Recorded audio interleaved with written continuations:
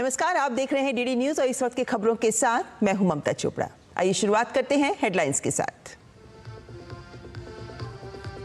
लोकसभा में संविधान पर चर्चा का आखिरी दिन आज। विशेष चर्चा में प्रधानमंत्री नरेंद्र मोदी लेंगे हिस्सा। संसदीय कार्य मंत्री किरेन रिजिजू ने की दिन की चर्चा की शुरुआत। कानून मंत्री अर्जुन राम मेघवाल सोमवार को लोकसभा में पेश करेंगे 129वां संविधान संशोधन विधेयक। बिल में एक देश एक चुनाव का है प्रस्ताव।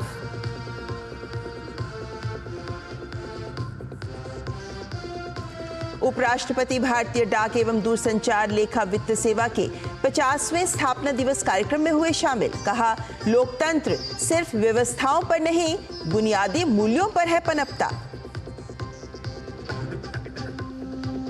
गृह मंत्री अमित शाह छत्तीसगढ़ के दौरे पर। जगदलपुर में नक्सल प्रभावित क्षेत्र का दौरा और सुरक्षा शांति से संबंधित कार्यक्रमों में होंगे शामिल।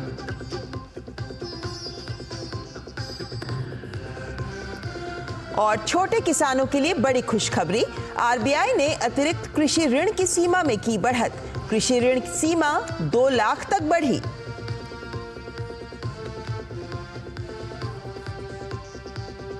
और खबरों में आगे बढ़ने से पहले इस वक्त की बड़ी खबर आपके सामने रखना चाहेंगे और ये खबर आ रही है संभल से।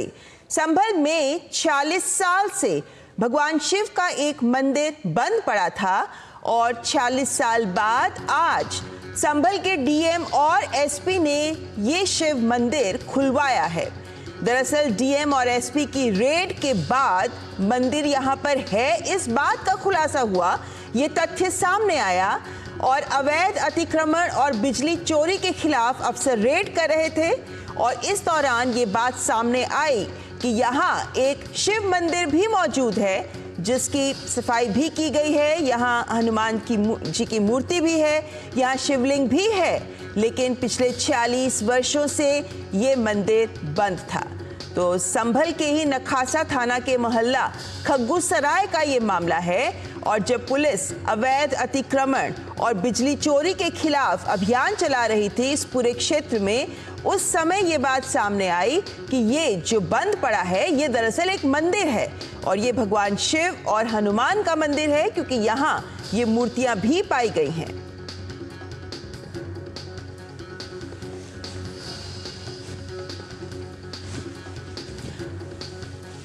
तो संभल जो पिछले कुछ समय से खबरों में बना रहा, लेकिन आज ये खबरों में एक बार पुनः आ गया है क्योंकि यहाँ पाया गया है एक शिव मंदिर और ये शिव मंदिर पिछले 40 वर्षों से यानी 4.5 दशक से ये मंदिर बंद था और इस मंदिर के बंद होने के पीछे की भी क्या कहानी है वो भी जानेंगे। हमारे संवाददाता विकास सिंह इस वक्त हमारे साथ जुड़ गए हैं। विकास, 40 साल से बंद है ये मंदिर। अवैध अतिक्रमण के दौरान अगर अधिकारीगण यहाँ रेड करने ना पहुंचते तो फिर तो ये बात सामने ही ना आ पाती। जी बिल्कुल, आप सही कह रही हैं। इस मंदिर को खुलवाने के लिए जब वहां पर छापेमारी की कार्रवाई शुरू की गई आज सुबह, तो वहां पर एक मंदिर वहां पे पाया गया, तो वहां पे ताला बंद था। इसके बाद अधिकारियों ने पता लगाया कि यहाँ कौन है क्या है, फिर उसका जब ताला खुलवाया गया तो पूरी तरीके से अंदर इस कदर मिट्टी भरी हुई थी, उससे अंदाजा लगाया जा सकता था कि कितने लंबे समय से ये मंदिर बंद पड़ा है। भगवान शंकर का जो ज्योतिर्लिंग था, जो शिवलिंग था, उसकी सफाई की गई वहां पर और इसके बाद वहां पर स्थानीय लोगों ने जो बताया है कि 1978 के बाद से यहाँ पर कोई नहीं आया, पुजारी की हिम्मत भी नहीं हुई कि वो यहाँ रहकर पूजा कर सके।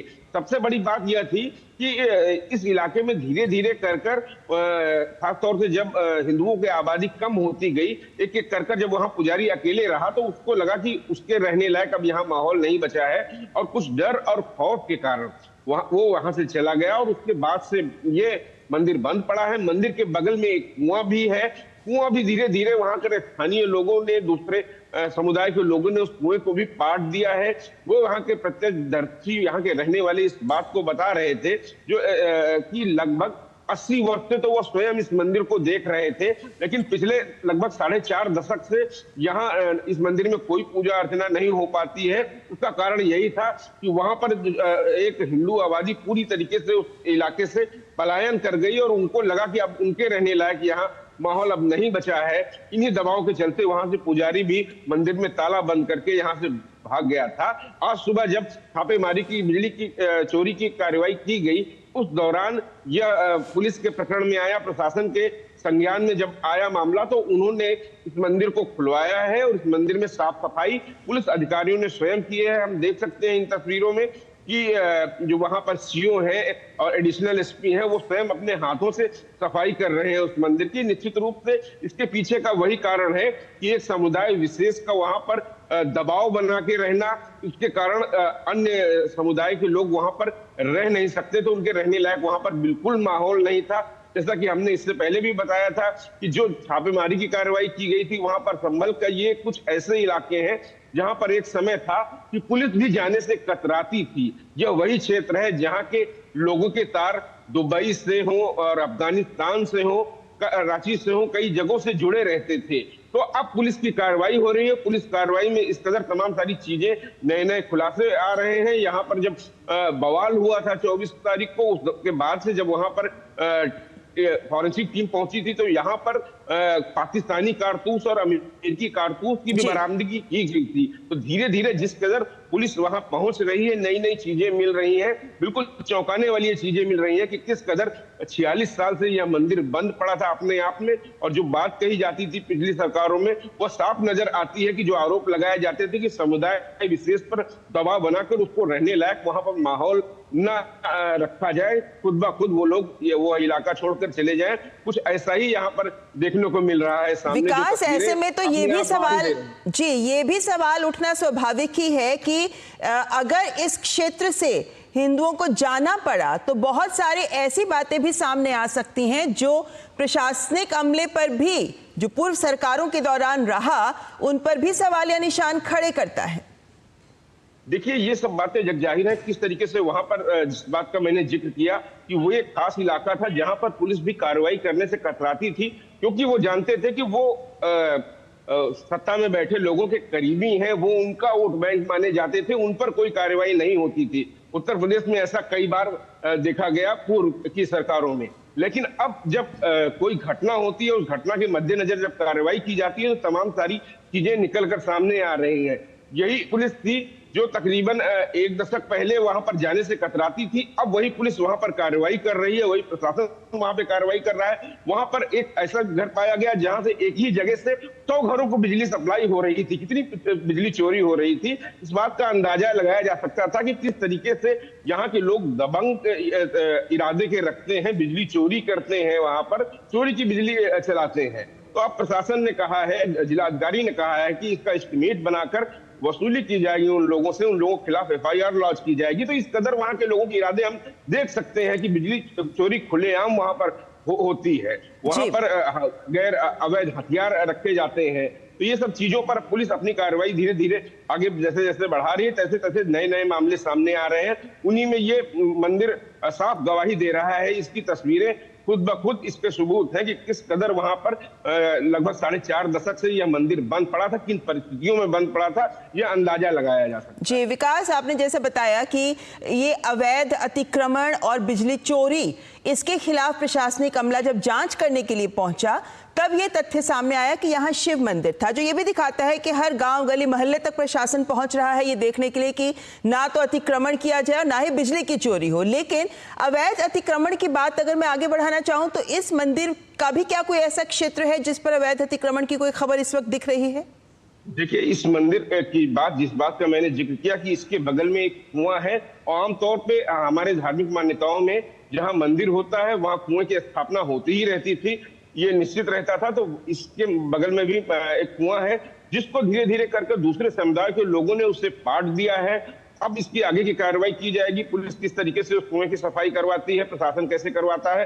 फिलहाल अब मंदिर की साफ सफाई उच्च अधिकारियों ने की है, और इस मामले में आगे क्या कुछ एक्शन लेगी। फिलहाल तो सबसे बड़ी बात है कि ये मंदिर का ताला 46 साल बाद खुल गया है। लोगों को इस बात की जानकारी जो मिली है, तो स्थानीय लोग जो संभल के नागरिक हैं जो यहाँ से जा चुके हैं, अन्य लोगों को एक तसल्ली मिली है कि अब पुलिस प्रशासन कार्रवाई कर रहा है उस क्षेत्र में जहां पर पुलिस जाने से कतराती थी। ऐसे में विकास, चूंकि इस मंदिर में पुजारी पूजा 40 साल पहले तक करते रहे थे, तो और मंदिर की जिम्मेदारी पुजारी या उनके परिवार वालों के ऊपर ही रहती रही है, तो ऐसे में क्या पुजारी या उनके परिवार के लोग भी वहां उपस्थित हैं? बिल्कुल उन लोगों से जब वहां पर मंदिर देखा गया तो प्रशासन ने पता लगाया कि इस मंदिर का क्या कुछ इतिहास रहा है, क्यों ये बंद पड़ा है। तब वहां पर जब स्थानीय लोगों को से पूछा गया, कुछ लोगों से, तब उन्होंने इस बात का जिक्र किया कि वहां पर पहले मिलीजुली आबादी रहा करती थी, लेकिन धीरे धीरे कर वहां का माहौल ऐसा नहीं रहा और एक एक कर वहां पर लोग अपना घर छोड़कर, घर बेचकर, सामान बेचकर वहां से निकल गए। और इसके बाद जब अकेला वहां पुजारी बचा तो पूजा करने की हिम्मत, जिस इलाके पे आप समझ सकते हैं वहां पर हिंदू आबादी का एक भी घर ना बचा हो, वहां पर पूजा करना उसको उचित नहीं लगा, उसने वो माहौल उचित नहीं समझा पुजारी ने, तो पुजारी भी उस इलाके से चले गए, वो भी अब बाहर रहने लगे। जी जी, बहुत बहुत शुक्रिया विकास इस तमाम जानकारी को हमारे साथ साझा करने के लिए। तो इस वक्त संभल से आ रही है एक खबर जहां पर डीएम और एसपी ने एक 46 साल पहले से बंद पड़ा एक मंदिर खुलवाया है, जहां भगवान शिव का शिवलिंग भी है और भगवान हनुमान की मूर्ति भी यहां पाई गई है, लेकिन 40 वर्षों से ये मंदिर बंद था। और रुक कर लेते हैं अन्य खबरों का। लोकसभा में इस वक्त भारतीय संविधान के 75 वर्षों की गौरवशाली यात्रा पर चर्चा हो रही है। आज चर्चा का दूसरा और अंतिम दिन है और आज इस चर्चा में प्रधानमंत्री नरेंद्र मोदी भी हिस्सा लेंगे। संविधान पर विशेष चर्चा के लिए ही आज शनिवार को भी विशेष सत्र का आयोजन किया गया।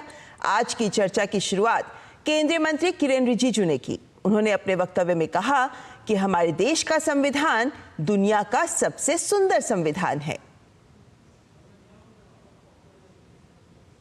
हमारा देश का संविधान दुनिया का सबसे बड़ा संविधान ही नहीं, दुनिया का सबसे खूबसूरत संविधान भी है।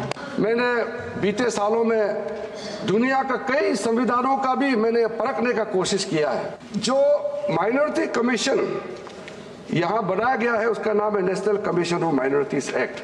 मैंने चेक किया है, किसी दूसरे राष्ट्र में ऐसा कमीशन अलग से नहीं बनाया गया है। हमारे देश में जितना माइनॉरिटी कम्युनिटीज है, चाहे वो मुस्लिम हो, सिख हो, ईसाई हो, बौद्ध हो, पारसी हो, जैन हो, सबके लिए लीगल प्रोटेक्शन ही नहीं, उसके लिए अफर्मेटिव एक्शंस का जो प्रावधान है वो भी दूसरे देशों का तुलना में कई अधिक प्रावधान हमारे देश में रखा गया है। और साथ ही केंद्रीय मंत्री ने कहा कि संविधान की आत्मा को इस सरकार ने देश के सामने रखा है। यही सरकार है जो सबका साथ, सबका विकास और सबका विश्वास के उद्देश्य के साथ चल रही है। कॉन्स्टिट्यूशन स्पिरिट, जिस स्पिरिट से हम आज तक 75 वर्ष पूरा हो गए हैं, उसमें लिखा हुआ जो शब्द होते हैं, उसके अलावा संविधान का जो स्पिरिट है उसको भी हमने कैसे मानते हुए आगे चलने का काम किया है। मैं फक्र महसूस करता हूं, प्रधानमंत्री मोदी जी का जब कार्यकाल शुरू हुआ, उसने संविधान को उसी स्पिरिट को मानते हुए अपना सरकार का मंत्र को इस देश का सामने में रखा, और वो मंत्र है सबका साथ, सबका विकास, सबका विश्वास और सबका प्रयास। सत्ता पक्ष की ओर से कल रक्षा मंत्री राजनाथ सिंह ने चर्चा की शुरुआत की थी, जिसके बाद सत्ता पक्ष और विपक्ष के कई सांसदों ने इस मुद्दे पर अपनी बात रखी। लोकसभा के बाद 16 और 17 तारीख को राज्यसभा में भी संविधान पर चर्चा का दिन तय है। लोकसभा की सोमवार की कार्यसूची में संविधान के 129वें संशोधन विधेयक 2024 को पेश होने के लिए सूचीबद्ध किया गया है। ये विधेयक लोकसभा और विधानसभा चुनाव एक साथ कराने का प्रस्ताव करता है। इस विधेयक के माध्यम से साल 2034 के बाद एक साथ चुनाव कराने का प्रस्ताव किया गया है। इसके लिए एक अधिसूचना नियत तिथि निर्धारित करेगी। इसके लिए 2 सितंबर 2023 को भारत के पूर्व राष्ट्रपति रामनाथ कोविंद की अध्यक्षता में एक उच्च स्तरीय समिति गठित की गई थी और इस समिति ने 14 मार्च 2024 को राष्ट्रपति को अपनी सिफारिशें प्रस्तुत की थीं। सरकार ने उच्च स्तरीय समिति की सिफारिशों को स्वीकार कर लिया है। पहले चरण में लोकसभा और केंद्र शासित प्रदेशों की विधानसभाओं सहित विधानसभाओं के चुनाव एक साथ कराए जाएंगे। सिफारिशों के कार्यान्वयन के लिए केंद्र शासित प्रदेश कानून संशोधन विधेयक 2024 भी प्रस्तावित है। साथ ही संघ राज्य क्षेत्र कानून संशोधन विधेयक 2024, संघीय राज्य क्षेत्र सरकार अधिनियम 1963 की धारा 5 में संशोधन, राष्ट्रीय राजधानी क्षेत्र दिल्ली सरकार अधिनियम 1991 की धारा 5 में संशोधन और जम्मू और कश्मीर पुनर्गठन अधिनियम 2019 की धारा 17 में भी संशोधन का प्रस्ताव है। उपराष्ट्रपति जगदीप धनखड़ ने आज नई दिल्ली में भारतीय डाक एवं दूरसंचार लेखा और वित्त सेवा के 50वें स्थापना दिवस कार्यक्रम में मुख्य अतिथि के रूप में अध्यक्षता की। इस मौके पर उपराष्ट्रपति ने कहा कि लोकतंत्र सिर्फ व्यवस्थाओं पर नहीं बल्कि बुनियादी मूल्यों पर पनपता है। हमारे लोकतंत्र को अभिव्यक्ति और संवाद के संतुलन पर केंद्रित होना होगा। Democracy thrives not just on systems, but on core values. It has to be centered on the delicate balance of expression and dialogue. These twin forces, expression and dialogue, shape democratic vitality, where progress is measured not by individual positions, but by the broader societal benefit. Today's institutional challenges from within and without often stem from the erosion of meaningful dialogue and authentic expression. अभिव्यक्ति का उद्गार और सार्थक संवाद दोनों ही प्रजातंत्र के अमूल्य आभूषण, अभिव्यक्ति भी और संवाद भी एक दूसरे के पूरक हैं। दोनों में सामंजस्य ही सफलता की कुंजी है। और केंद्रीय मंत्री ज्योतिरादित्य सिंधिया भी भारतीय डाक एवं दूरसंचार लेखा और वित्त सेवा के 50वें स्थापना दिवस कार्यक्रम में शामिल हुए। उन्होंने बताया कि सरकारी पहल के कारण कम्युनिकेशन मिनिस्ट्री के 5 लाख से अधिक लोगों को समय पर पेंशन मिल रही है। We have over 5 lakh pensioners in our communications family, from BSNL to MTNL to the Department of Telecom, and all of these pensioners today through the Samman platform receive their pension on time and the right amount thanks to our families sitting before us. और बात तिरुमाला लड्डू विवाद की। आंध्र प्रदेश के तिरुपति में भगवान श्री वेंकटेश्वर मंदिर में शनिवार को सुबह विशेष जांच दल की 6 सदस्यीय टीम ने मंदिर की रसोई का निरीक्षण किया। तिरुमाला लड्डू विवाद की जांच कर रही एसआईटी टीम ने मंदिर के विभिन्न हिस्सों का निरीक्षण किया।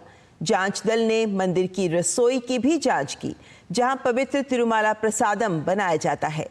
एसआईटी टीम ने आटा मिल का भी निरीक्षण किया और इस टीम ने श्रीवारी मंदिर में लड्डू पोटू, मंदिर के बाहर बूंदी पोटू, घी स्टोरेज सेंटर और विपणन गोदाम से साक्ष्य एकत्र किए।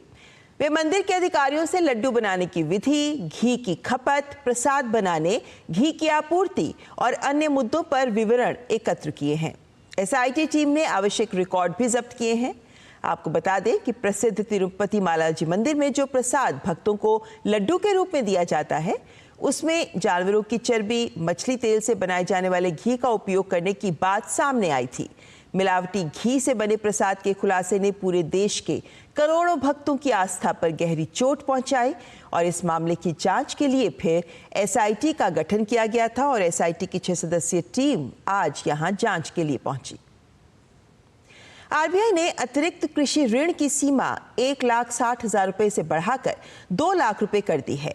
भारतीय रिजर्व बैंक के इस फैसले से कृषि क्षेत्र और कृषि संबंधी सहायक कार्यों के लिए ऋण और बढ़ती लागत को पूरा करने में मदद मिलेगी। रिजर्व बैंक ने देश भर के बैंकों को निर्देश दिया है कि वे 2 लाख रुपए तक प्रति उधारकर्ता को कृषि संबंधी सहायक कार्यों सहित कृषि ऋण के लिए अतिरिक्त प्रतिभूति और मार्जिन आवश्यकताओं को माफ करें। साथ ही कृषक समुदाय को समय पर वित्तीय सहायता सुनिश्चित करने के लिए संशोधित दिशा निर्देश को भी जल्द लागू करने के लिए बैंकों को कहा गया है। इसके अलावा बैंकों को अपने परिचालन क्षेत्र के किसानों और हितधारकों के बीच अधिकतम पहुंच और जागरूकता सुनिश्चित करने के लिए इन परिवर्तनों का व्यापक प्रचार करने का भी निर्देश दिया गया है। आरबीआई के ये निर्देश 1 जनवरी 2025 से प्रभावी हो जाएंगे। भारतीय वायुसेना में हथियार प्रणाली शाखा के 13 अधिकारियों का पहला बैच डूंडीगल में वायुसेना अकादमी में संयुक्त स्नातक परेड के दौरान शामिल हुआ। अकादमी में सैन्य सटीकता के लिए मान्य 214वें कोर्स के प्रशिक्षण के बाद 26 महिलाओं सहित कुल 204 फ्लाइंग कैडेट्स को भारतीय वायुसेना की फ्लाइंग और ग्राउंड ड्यूटी शाखाओं में कमीशन दिया गया है। परेड के दौरान भारतीय नौसेना और भारतीय तटरक्षक बल से 9 अधिकारी प्रशिक्षु और मित्र देश वियतनाम से एक अधिकारी भी पास आउट हुए, जिनकी समीक्षा वायुसेना प्रमुख air chief marshal AP Singh ने की। समारोह के दौरान समीक्षा अधिकारी air chief marshal AP Singh ने स्नातक प्रशिक्षुओं को राष्ट्रपति कमीशन प्रदान किया। इस कार्यक्रम में फ्लाइट कैडेट्स के साथ ही भारतीय नौसेना और भारतीय तटरक्षक बल के अधिकारियों को एक मित्र विदेशी देश के अधिकारी को उनके प्रशिक्षण के सफल समापन पर विंग्स और ब्रेवेट्स प्रदान किए गए। वायुसेना प्रमुख air chief marshal AP Singh ने कैडेट्स को संबोधित करते हुए कहा कि राष्ट्र सेवा और लोगों की सेवा उनका प्रथम कर्तव्य है।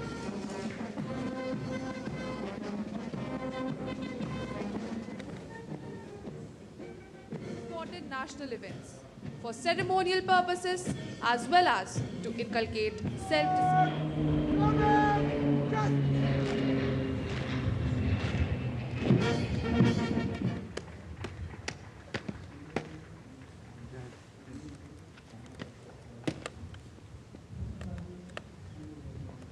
Ready, sir?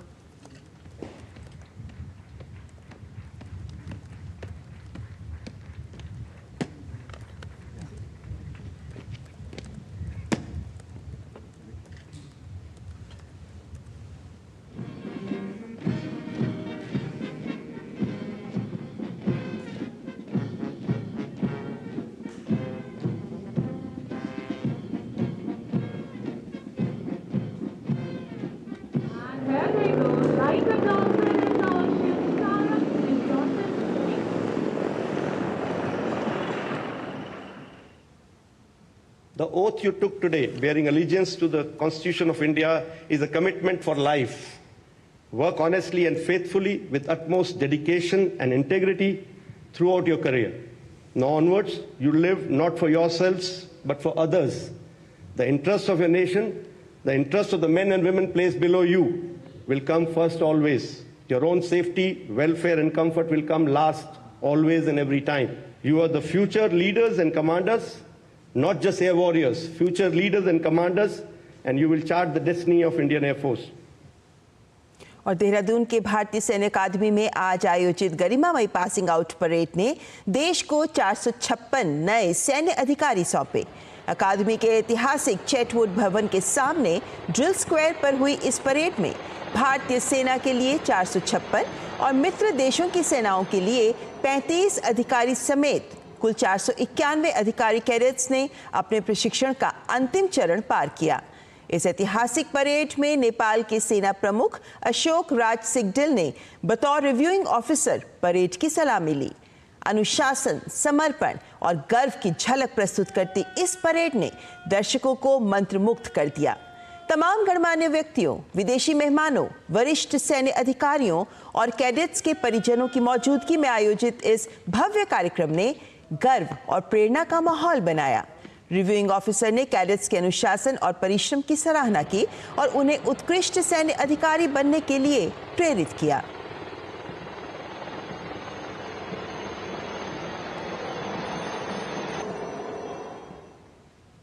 गृह मंत्री अमित शाह आज से 3 दिन के छत्तीसगढ़ के दौरे पर रहेंगे। इस दौरान वे नक्सल प्रभावित क्षेत्र का दौरा करेंगे और नक्सल विरोधी अभियान को गति भी देंगे। अपने छत्तीसगढ़ प्रवास के दौरान अमित शाह रविवार को रायपुर के पुलिस परेड ग्राउंड में पुलिस को प्रेसिडेंट कलर प्रदान कर उनका मनोबल बढ़ाएंगे। इसके बाद जगदलपुर में सर्किट हाउस में नक्सल पीड़ितों से मुलाकात करेंगे। साथ ही हथियार छोड़ मुख्य धारा में शामिल हुए लोगों से भी मिलेंगे। इसके अलावा अमित शाह सोमवार को बस्तर ओलंपिक्स के समापन समारोह में खिलाड़ियों से संवाद कर उनका उत्साहवर्धन भी करेंगे। वहीं जगदलपुर में नक्सल अभियानों में वीर गति प्राप्त जवानों को श्रद्धांजलि देकर वे उनके परिजनों से मुलाकात करेंगे। साथ ही हिंसा में जान गंवाने वाले लोगों के परिवारों के साथ भी गृह मंत्री मुलाकात करेंगे। जगदलपुर में सुरक्षा कैंप का दौरा और गांव में विकास कार्यों का निरीक्षण भी गृह मंत्री के द्वारा किया जाएगा।